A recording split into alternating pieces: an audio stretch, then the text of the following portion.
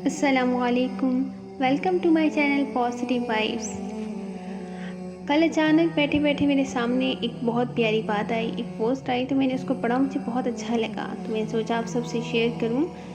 جیسے کہ آج کل حج کے قافلے جا رہے ہیں اور حج ایک بہت پیارا فرض ہے جس کو اللہ تعالیٰ نے ہر صاحب استطاعت پہ فرض کیا ہے، اور اس کے اللہ تعالیٰ نے اتنا اجر رکھا ہے کہ حج کرنے والے کے اللہ تبارک و تعالیٰ تمام گناہوں کو معاف کر دیتا ہے، اور مقبول حج کا تو ثواب جنت کے علاوہ کچھ بھی نہیں۔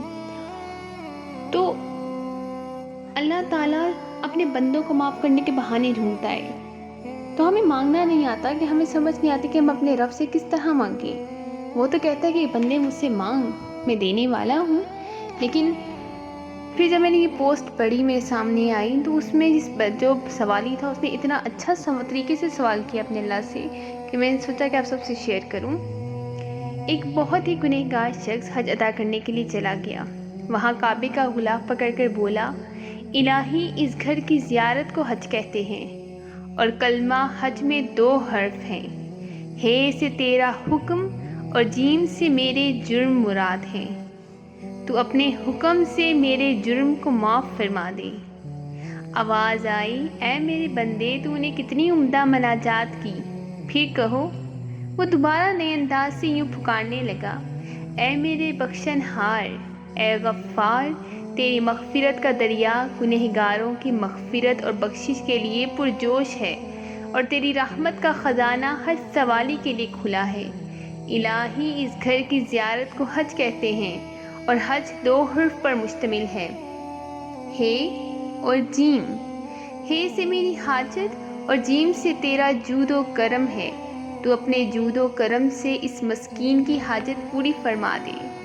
آواز آئی، اے جوان مرد تو نے کیا خوب حمد کی۔ پھر کہو، وہ پھر عرض کرنے لگا، اے خالق کائنات، تیری ذات ہر عیب و نقص اور کمزوری سے پاک ہے، تو نے اپنی عافیت کا پردہ مسلمانوں پر ڈال رکھا ہے۔ میرے رب اس گھر کی زیارت کو حج کہتے ہیں، حج کے 2 حرف ہیں، ہے اور جیم۔